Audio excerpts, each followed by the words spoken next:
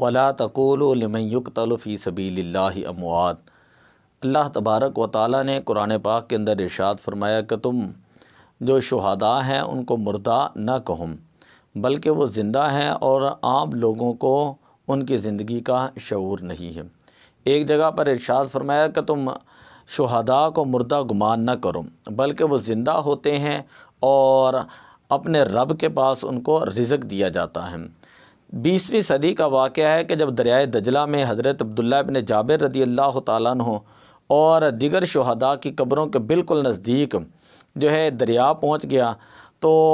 حکومت ایران نے ان شہداء کی لاشوں کو حضرت سلمان فارسی رضی اللہ تعالیٰ عنہ کے مزار پاک کے قریب جو ہے منتقل کرنے کی کوشش کی۔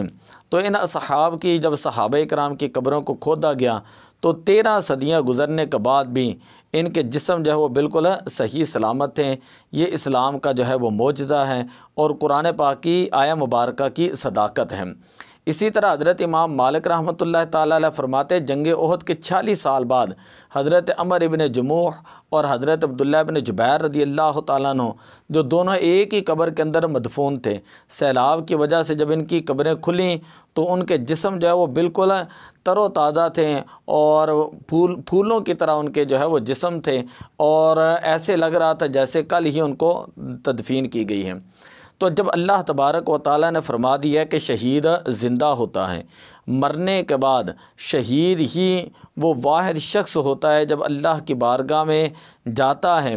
اور اللہ تعالیٰ اس سے پوچھتا ہے کہ بتا تیری خواہش کیا ہے، تو وہ شہید اللہ کی بارگاہ میں عرض کرتا ہے باری تعالیٰ میں چاہتا یہ ہوں کہ مجھے دوبارہ دنیا کے اندر بھیجا جائے اور میں دوبارہ اسی طرح تیری راہ کے اندر لڑتے لڑتے شہید ہو جاؤں اور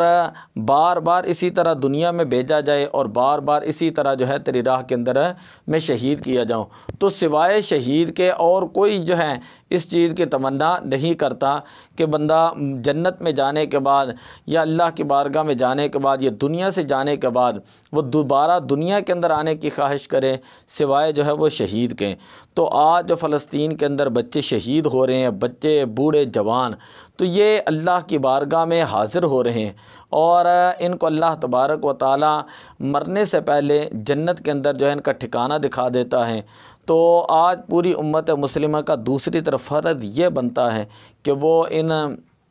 مظلوم فلسطینیوں کی مدد کریں اور ان کے لیے آواز کو بلند کریں۔ اگرچہ اللہ کی راہ کے اندر شہادت کا بہت بڑا مقام ہے، لیکن دوسری طرف جہاد کا بھی اللہ تبارک و تعالیٰ نے حکم ارشاد فرمایا۔ دعا ہے کہ اللہ تعالیٰ امت مسلمہ کی غیبی مدد فرمائے۔